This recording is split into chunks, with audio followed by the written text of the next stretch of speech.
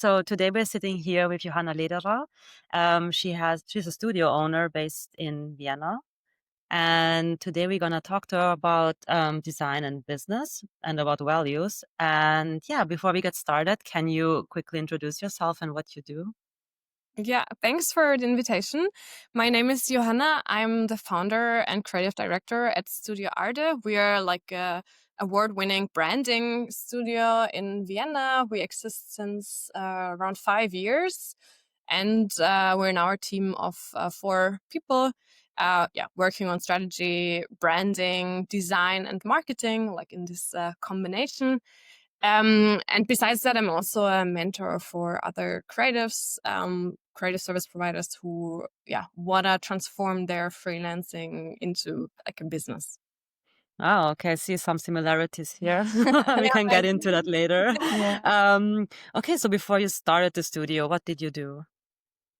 So I studied in Germany. I'm usually originally from Germany, and I after that, got hired in a creative studio. So I was employed for I think 3 years after my master's and also during my studies. Until I had the realization that I just don't don't want to work for someone else's vision, and also want to work with impact and with purpose, and not just waste my time.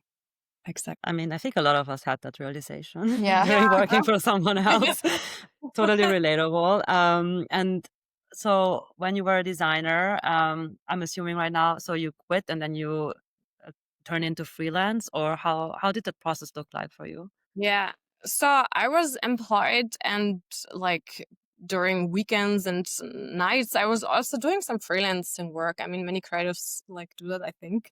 Like you get asked from friends and like family, can you do that? Can you do that? So yeah, I did that like also during my employment.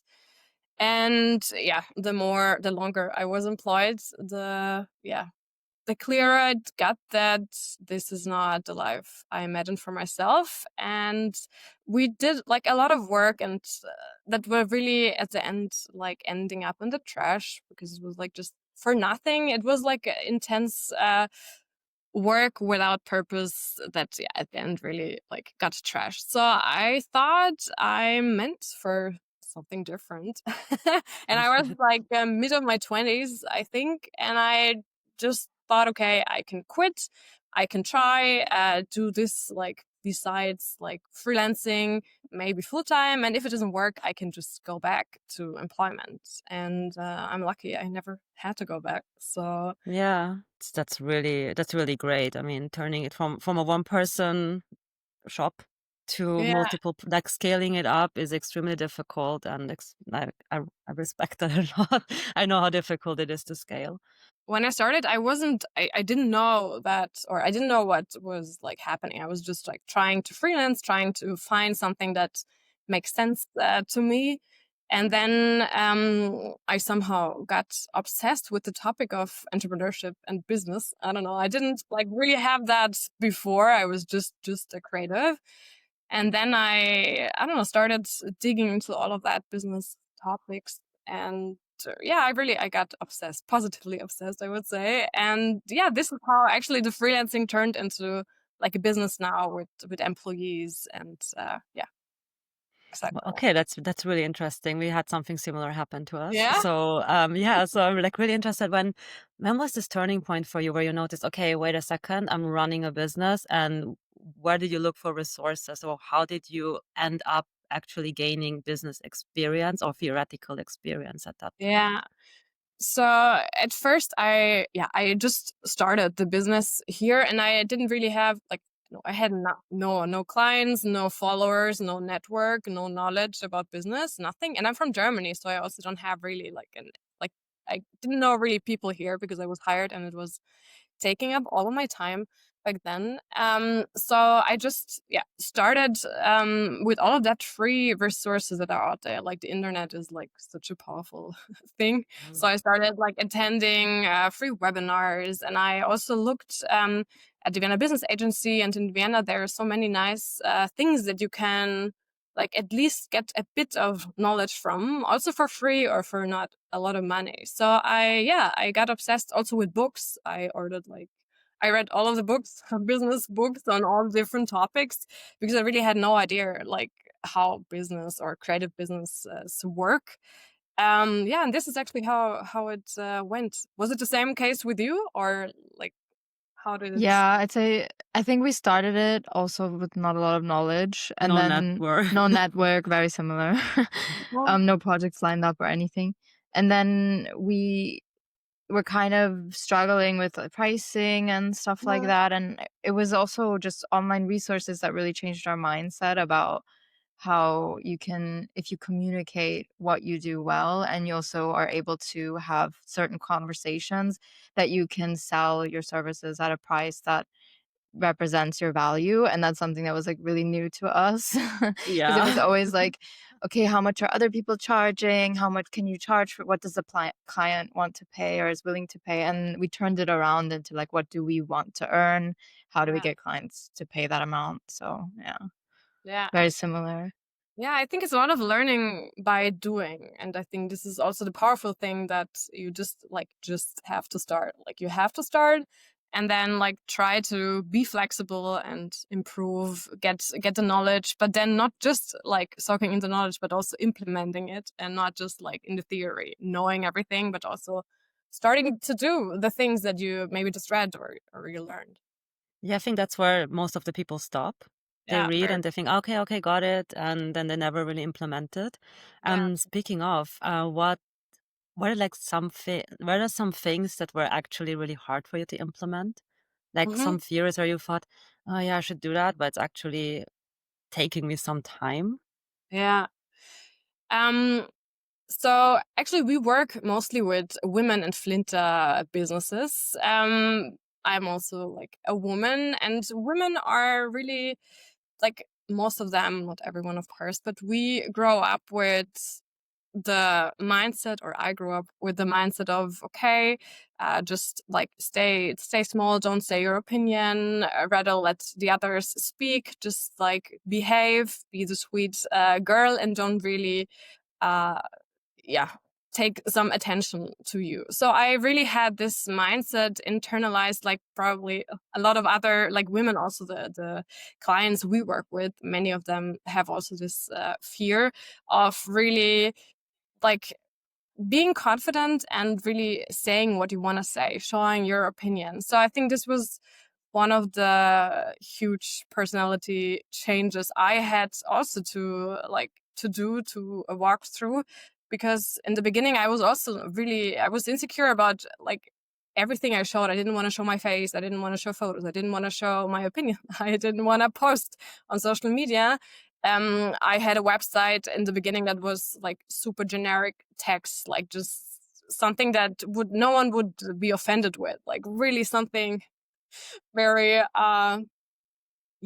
very shy, or like shy, and not really someone confident. So I was that at the beginning, and this is also like the huge, or the biggest transformation I've been through, from being really not brave, or not like used to showing yourself, to really be the face for the company, be the one that has opinions, and that also sometimes has opinions that people don't like or they don't appreciate. So I think this is like a huge topic that I also see with my clients, that a lot of them, and a lot of women, they do really struggle with that. But this is like a huge game changer, of course. This was also a game changer for my business. How has it been with you two? Was it similar, or were you already like, here we are? Like that? No. I feel like for me, it was Yes. for me, because of my personality, I was already like that. But I Okay, that's think, great. which I was able to influence you with that as well, I think. I mean, Yeah. showing my face here is a big, big, big Yeah, step for Mhm. me. but it was definitely something that as a company we struggled with. Um, Maybe for the same reasons. I think we Yeah. didn't, as a company, show ourselves much at the beginning. Not Yeah. at all. And also we had certain experiences where I feel like we weren't as vocal as we could have been or should have been, and Yeah. realized afterwards, like, yeah, we Yeah. need to just, like, what would a man do in this situation, and then Act implement that. accordingly. Yeah. And Yeah. also, I think we were also sometimes treated differently because we are women. Yeah. Yeah. That was That's also a thing. So it was like it was a journey. We got better at that, and I yeah. feel like Also, young women, no? Like if you're young and a woman, Mhm. even more yeah, yeah, difficult. Even more Yeah, it's difficult. a I felt like being young was almost even worse Mhm. than just being women. I feel like if we were older, we would have already been more respected, but that combination was like really, really bad. Yeah. Just you could tell that that was the reason why we were treated a certain way. also in the tech industry, since we're mostly focused on web and Mhm. also development. So it was Yeah. also even more difficult Yeah. in that regard. So Yeah. yeah, we can relate to the struggles that you've had. And also then super amazing, like the transformation from going from being like just a blank page to communicating your values so openly and proudly. Since your studio is very driven by values, could you name the values that Mhm. stand behind your or in the Yeah. forefront actually of your studio? Yeah. So what is very important to me and also to my employees, like also to our clients actually, like to everyone that like we work with, is that we like try to challenge the norm, like try to challenge what is like the status quo until today. So we have like first of all this like focus on empowering and also supporting women to really like get successful with their businesses because this was not like a thing very like still until today it's not a thing. So that like the business world is dominated by male business owners or like male businesses, and women still like we're not that many and we're not that successful yet. So this is like we want to challenge that because we see also in our clients that women are definitely capable of similar results, even more results. So if you look at studies, you see that women led businesses are like treat their employees in a different way, maybe in a yeah and also like are economically more successful. So yeah, I think this value of really challenging what has been is like something that we have like in all of our like projects. So with this equality thing, really to empower women, to give them the confidence, to give them the inspiration to really go for it. And also maybe like another value or another like way how we show this value is that we really also trying to change the agency world a bit, because also agency world is very dominated by men, of course, on top of that, but also how things have been done in the agency world. We're trying to really question it, and we question it like together in the team, but also we listen to our clients or potential clients and try to see what do they really need. And then even though the agency world has done this in a different way, we're trying to change this and implement it in our business the way that makes sense for us.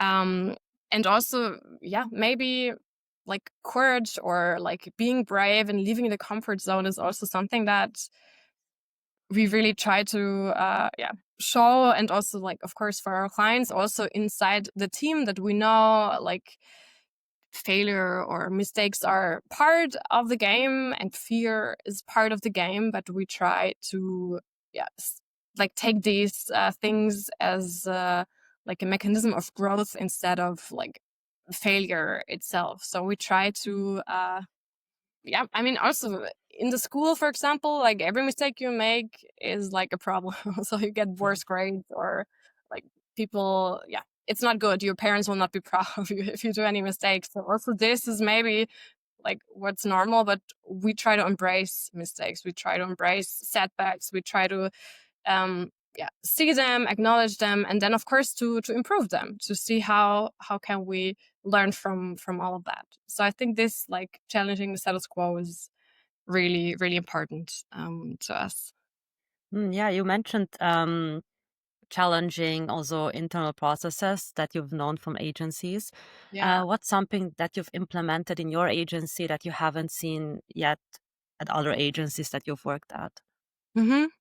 So I see, or like, there's many agencies that do really great creative work. So agencies, like, they are very creative, but they don't have structures, or maybe they don't. They do have, but they don't really have like proper structures and also processes from the first contact to delivering it, timelines, maybe also like project or client portals where they see like the process we have. So what is really important to me, maybe also I'm a bit I don't know, I love processes and structures and stuff like that. But I also see that our clients really love that, because they come to us and then they say, we had such bad experiences with this agency or with that agency. And they, I don't know, either the agencies didn't stick to the timelines, or they didn't stick to or they didn't really know what they're getting. So what we really try to do is to implement and to show transparent structures. So really from the first hello, from the first call, during the project, like through the fulfillment. So we take them and we show them really step by step what we are doing. We also, with most of them, we have really like regular meetings, not just like we meet today and then we meet in 2 months and this is what you get from us, but it's more, we meet like every week normally within a project, to really also take them in the process, integrate them, and give them a structure that they can rely on, and that they trust, and that they don't just like, okay, take our money and then we will disappear for 2 months and then we show you the result, what you're getting. But it's more like we really try to take them with us to the structure, give them a structure so that they feel like secure, and like that they can trust us, and that they can see what we are working on. And that also actually it gives better results, because you integrate them way more into the whole process, and then they feel like they are part of it, and they are part of it, because only through their feedback we can like make the product results better. I think this is one really big thing, these structures, timelines, that many of our clients, they had never had something like that before. Yeah. I mean, we also have like very transparent structures and very, not structures, processes. And we will also like really try to like involve the client in our Mhm. processes rather than just shut them out and, okay, here is the next milestone, here's the next milestone. Yeah. So I can totally relate to that too. Yeah, and they And appreciate it, right? And they also feel like they also enjoy it better, because they feel like they are part of it, no? Or what is your experience in that? Like, Yeah, so same. We've had positive feedback, but we've also had people come to us because they had a bad experience somewhere else. yeah, right? Yeah. So yeah, and then they book us Mhm. because they have a feeling like it's gonna be different, and then it Yeah, is also different, and then we get positive feedback. So very similar experience yeah, there. that's great. Yeah. Yeah. So when you started the studio, did you always have these values in mind, or was it something that developed over time and you Mhm. changed your communication to really put it Yeah. out there as like the forefront of everything? Or was it always planned? You always had everything, like the idea already? Um, I would say that I had all the experiences before that led to this values, mostly the part where we focus on equality and on like Flinta businesses. So probably you know it, probably most of women experience this in employments where the power is held by men. The people that speak in the meetings are men. You say an idea and they laugh about it, and then 1 week later they have the same idea and suddenly it makes sense. So I experienced all of that, of course, in my employments, also during university, also in school. Um, and yeah, so this was something that, yeah, I had my whole life. And also, I'm really lucky that, for example, my mother is, I would say, a feminist also back then when she was young. That I grew up with, okay, maybe men at the moment hold the power, but you could also like, it doesn't have to be like that. So I had this experience, with during my whole life. And then when I started, I wasn't really communicating it, but I had the feeling also when I started, for example, being active on social media, that I attracted mostly women by what I show, by like who I am, by the posts, the content I was posting.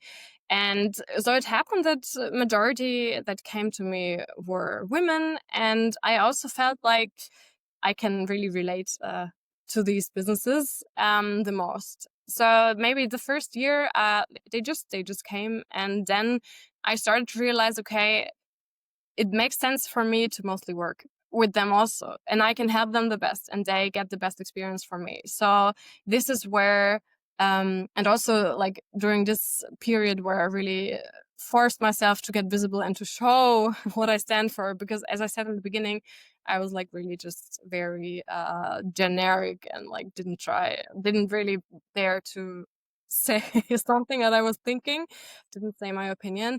And then after, I was like, okay, I want to go all in with it. And this only came because also I had to change. I had to transform. I had to like get brave to show what I really was thinking and my values. So no, it wasn't from the beginning, for sure not. Um, And did you yeah. see any positive change in terms of the number of clients you got once you started communicating your values? Did anything change once you did that? Because you said you were already working with women Yeah, anyway, so the only thing that changed was you yeah, communicating that. yeah. But did anything else change in terms of like how many leads you got or the pricing, anything like that?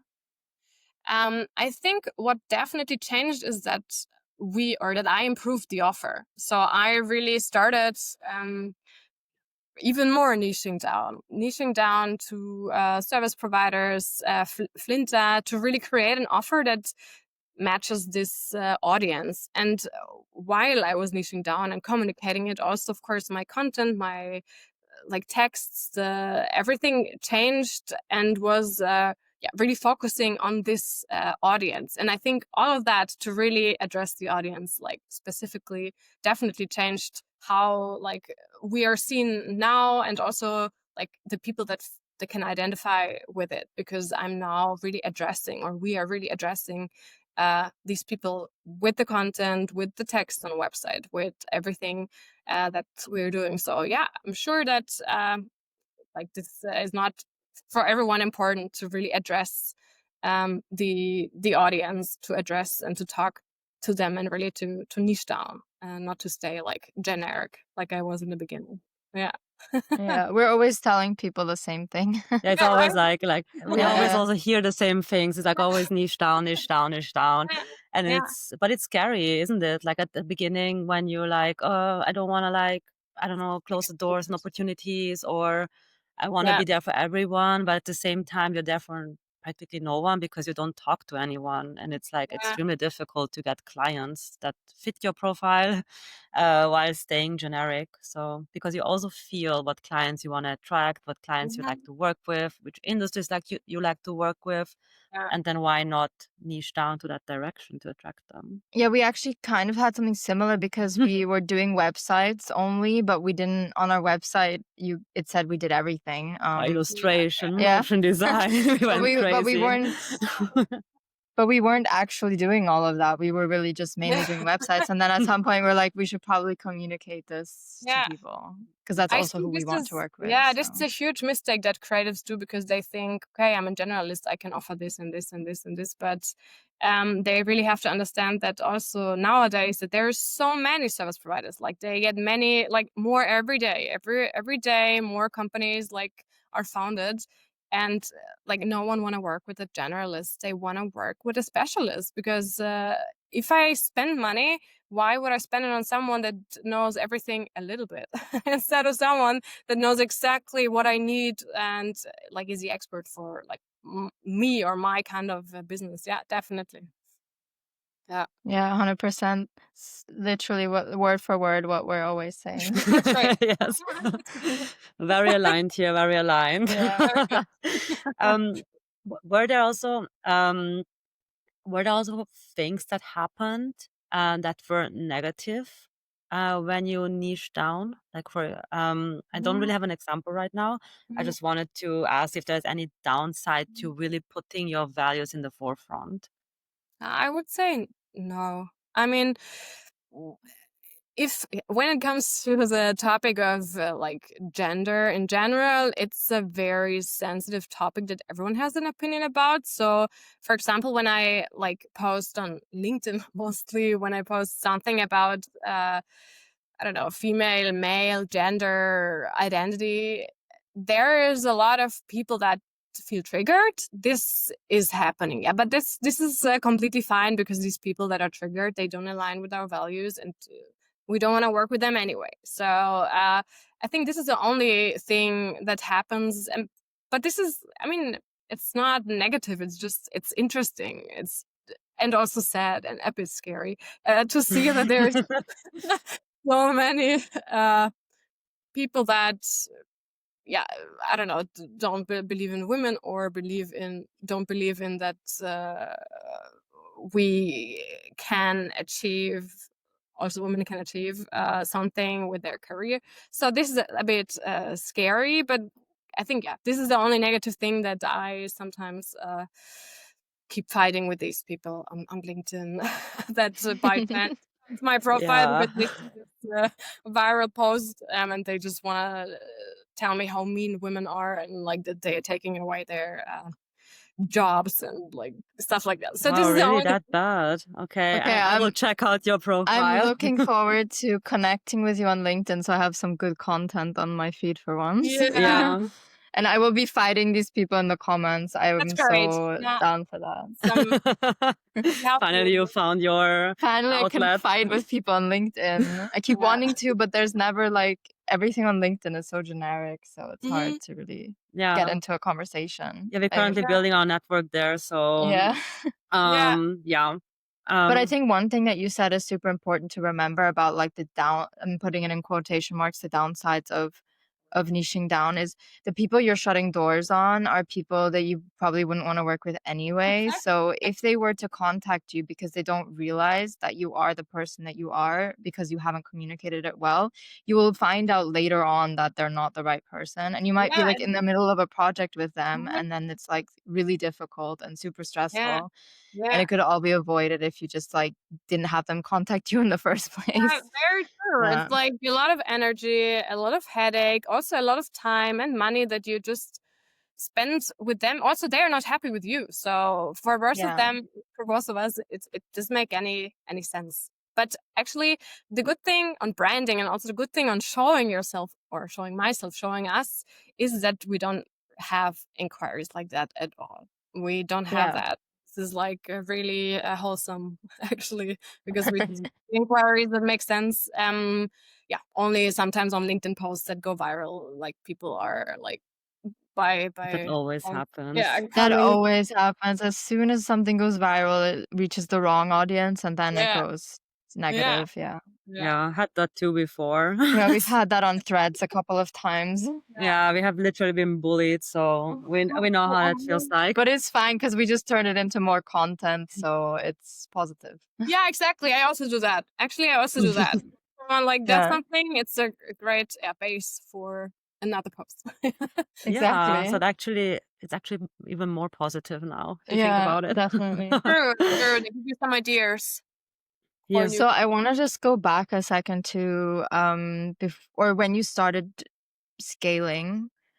How did your role change, or also like how was that for you to go from being one person and you're Yeah, probably doing all of the designing, all of the executing, to yeah, then being the person that's probably doing more management, less yeah. designing? How was that for you? So yeah, as you said in the beginning, I was doing everything by myself, of course. And then I started to get freelancers on board because I already felt like, okay, I don't have time for it anyway, like anymore. So I think it was a good step to get freelancers before actually hiring someone, because you already get like a feeling for how to work with people, how to maybe delegate, how to outsource, how to manage, kind of.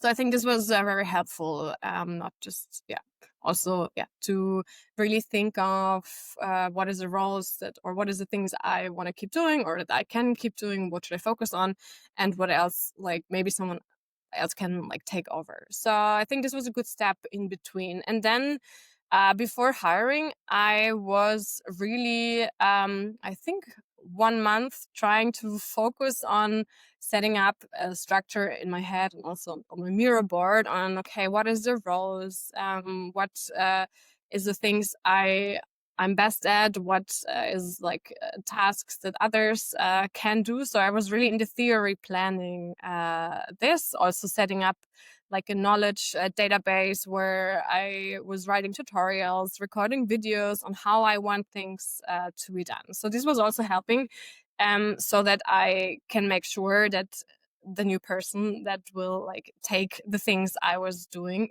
knows exactly how I want them to do it. Of course, I was also like telling them, explaining them, but they can always go back to this knowledge library to really see, how do I want things, to be done. And then I was, of course, scared. I was really scared. I was scared to really like hire, but I also knew that I had to do it in order to grow and to get closer to the goals, to get closer to really like an agency, like really a business, and away from the freelancing. So I did it even though I was scared, and I was really scared. Like I was scared. I think it's normal because it's something unknown. I didn't have someone in my network that already like had successfully hired people. I had some people that had so bad experiences with employees, like actually, most of them, they were like, it's terrible, they cost so much and they don't do the work, and like stuff like that. So I just did it, and I thought, okay, if it doesn't work, I can still let them go. It would be sad, of course, but in worst case, I can let them go. So I just went with it, and I was lucky / well prepared for them. So they made it really easy for me to delegate and to like share. And now it's great, because before I was alone. And of course, freelancers were there, but it's always different with freelancers because they work for themselves, right? They don't really are a team with, I mean, they are a team, but not the same way like employees. Employees really belong to your company. And I think since, I'm actually lucky now, because I see that they are way better than me in the meanwhile with the tasks, because they just do it all the time. And my focus was split. When you're alone, the focus is always split into the different topics: bookkeeping, marketing, fulfillment, all of it. And now they do one kind of like area all the time, so they can improve. They get better. So actually, it made everything better, even though I was scared, of course. That's a very good outcome. I think Yeah, it's amazing. I think it's really amazing what you were saying about the knowledge library. Like, I just made a note in my head for that. Like, if we ever expand our team again, to yeah, do that, because yeah. that's such a good idea. Yeah, I once had one for development. Yeah, we Mhm. And had some resources for Yeah, development, but yeah, for design it makes sense too. And also, I think that there's some like foundation things like that can build a foundation for somebody who's yeah, just like joining the team, so they understand what do you think is really important, what are the things that you're going to be looking at, because we always see when we've worked with people, always kind of this, we're giving the same feedback over and over again, because those are the things that we really value and think are yeah, important. And yeah, if you had it in a knowledge library, they could just take a look at that whenever they're unsure. yeah. And they're So that's also a really good idea. the library by themselves. So this is great. So I set it up, and then they're like, okay, but maybe this step should be different. Maybe I have a better idea for it. So we are now working together on also like improving the processes, which is great. So they just edit the library by themselves, because they are in this tasks like way more deeply than me, and they have great ideas. So this is also very like enriching for us, for the clients, for me, that they also now start to like, yeah, they have really great ideas for that as well. Yeah. Nice. What is your current role now? My current role is, of course, always like managing, like, and also when something goes wrong, it's like me that has to fix it. So this is the like the standard, like always role. But normally I am like doing marketing and sales at the moment, and the strategy part in our fulfillment. So we do like brand strategy. Yeah. So this is me at the moment doing the strategy, and then after that it goes to the design or the brand design part, and from there on I have like yeah, my team that takes over, and I do, of course, creative direction to make sure that everything makes sense and looks great. um yeah, so this is like the main role, like sales, marketing, and strategy, and also the creative direction of everything. Yeah. Have you struggled letting go of of your old roles? Like for example, when I was developing, I remember I had a bit of an issue delegating the actual tasks. I think in the beginning it is scary because like you want the things to be done in a certain quality or in a certain way, but this like knowledge library and also the tutorials and also like really structure my brain and bring what I'm doing, the steps I'm doing, into something, a place where I write it down and really break it down to the points. This definitely helped me because yeah, you're doing everything in your brain like by yourself intuitively, you don't have to think about it, but once you start really thinking about it and really breaking it down and writing it down, it gives you a bit of a peace because you see, okay, this is not impossible to do. Someone else can do it. I can teach them how to do it. I can give them like the script on how to do it. And so this definitely gave me or helped me with it. And now I'm seeing that they are really like doing better than me partially, or like really doing better than me in many tasks. So now it's great. So it was worth it for sure. Yeah. Yeah, it's definitely also an investment into someone else. Yeah. It is. Yeah, so totally get that. Also, one more thing about scaling and employees is Yeah. that, yeah, how how is it for you now? Like, for example, you have like payroll, you have a lot more overhead than you used to have when you were alone.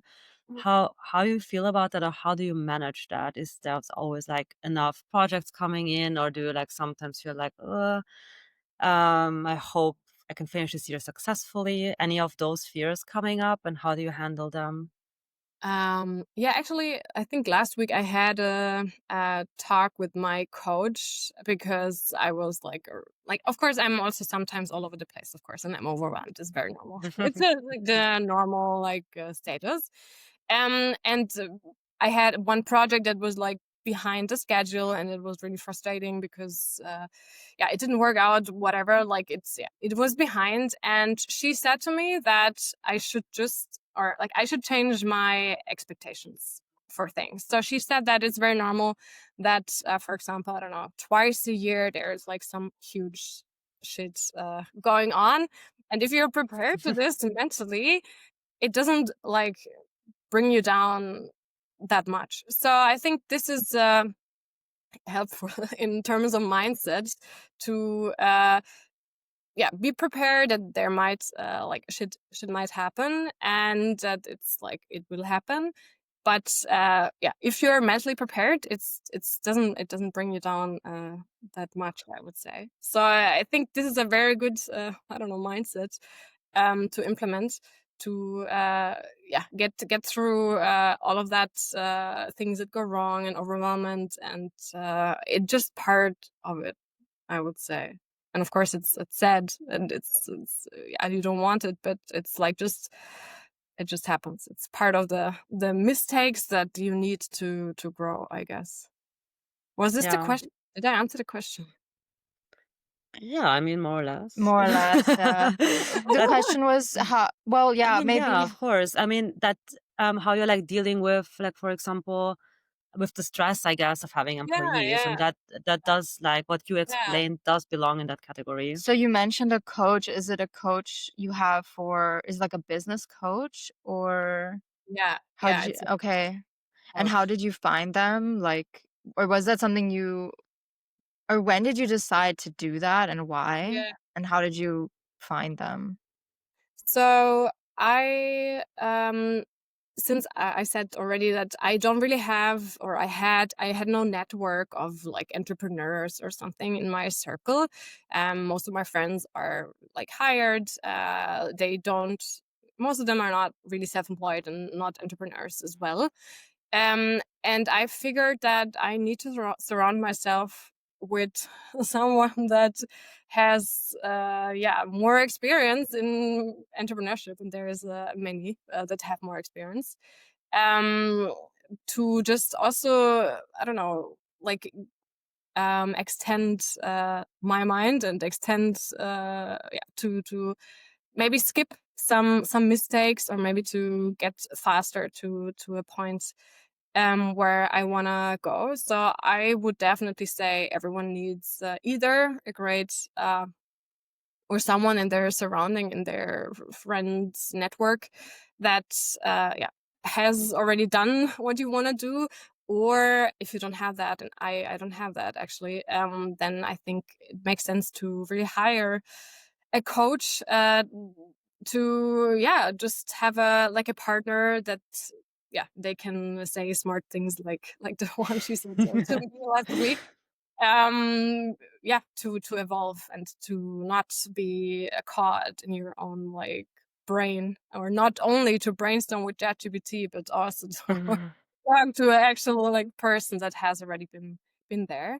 And where to find them? So in Vienna, if you're a business in Vienna, I would definitely check out the business agency, Vienna Business Agency, because also they give free growth coaching and free startup coaching and free founders coaching, like a lot of great things. And also there's like the WKO Wirtschaftskammer Vienna. I'm not sure if they have also such a great offer, but the business agency for sure has. So this is for free, and this is great.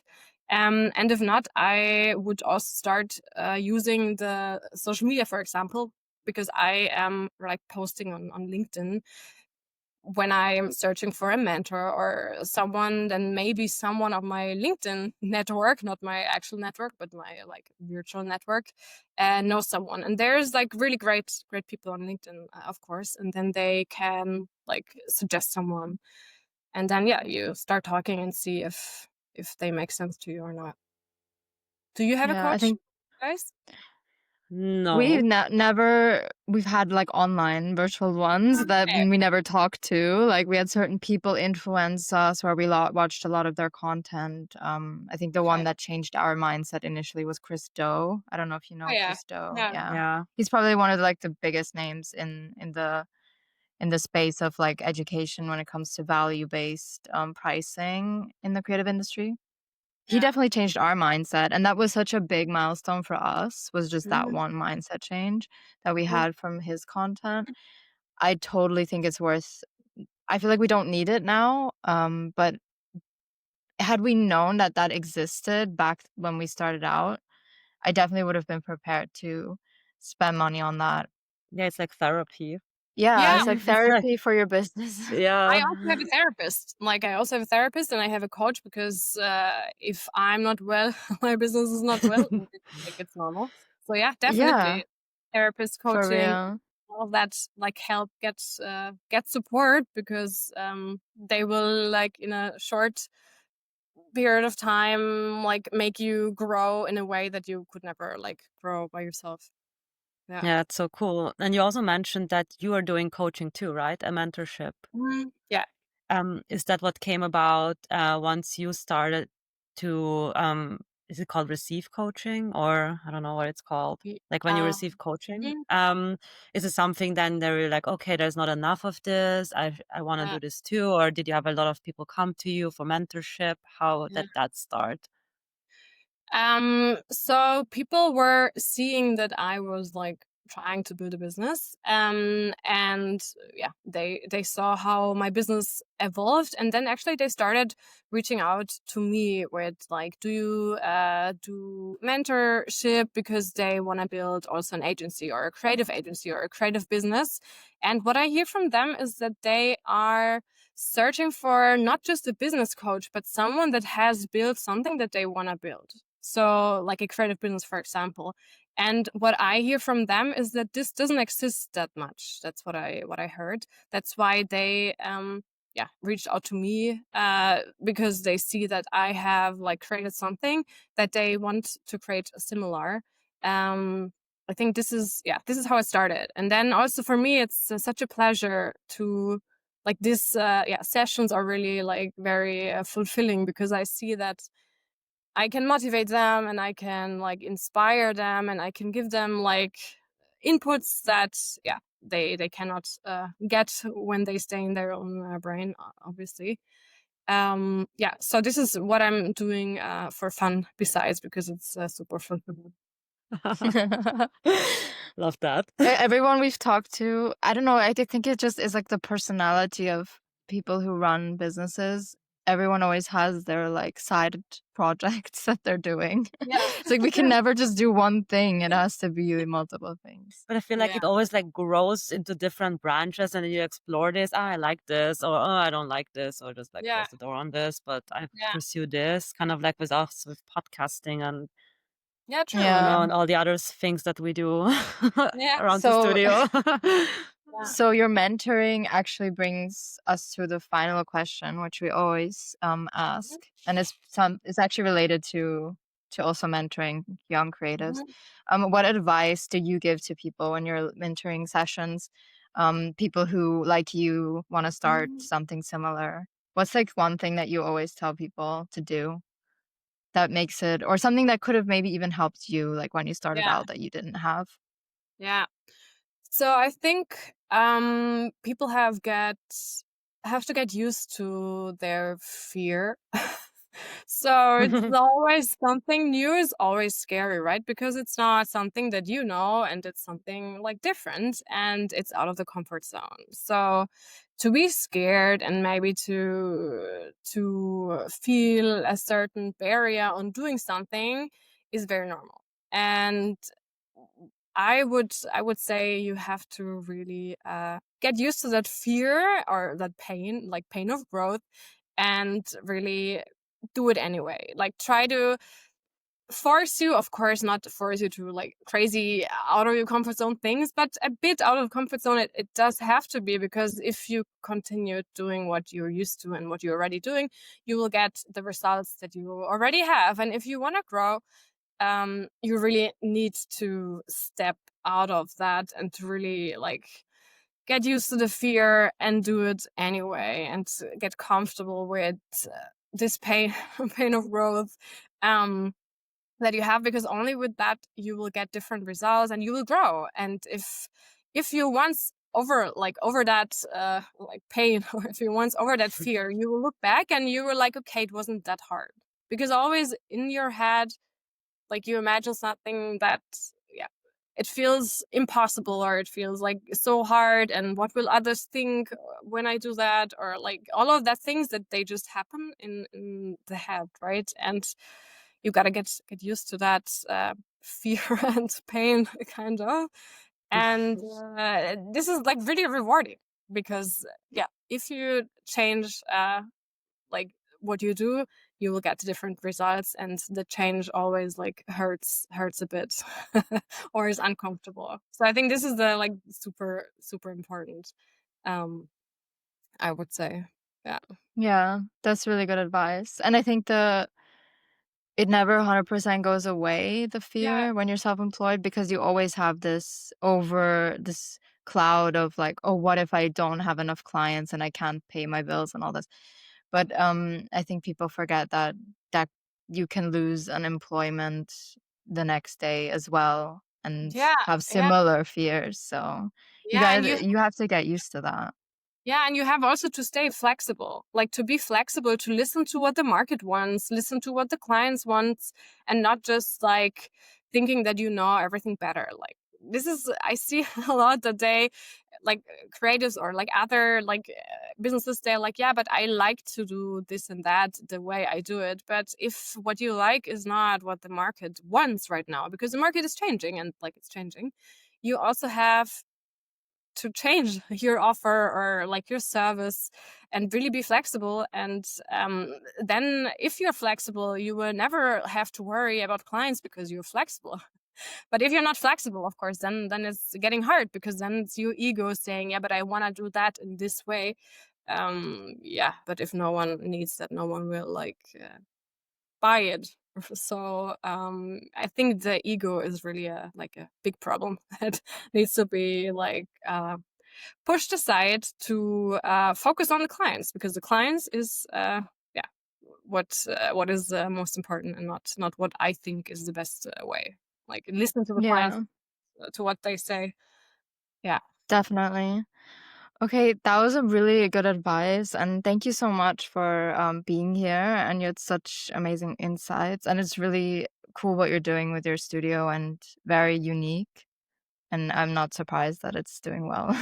Thank you. Great. It was great to talk with you guys. Thank you very much for an invitation.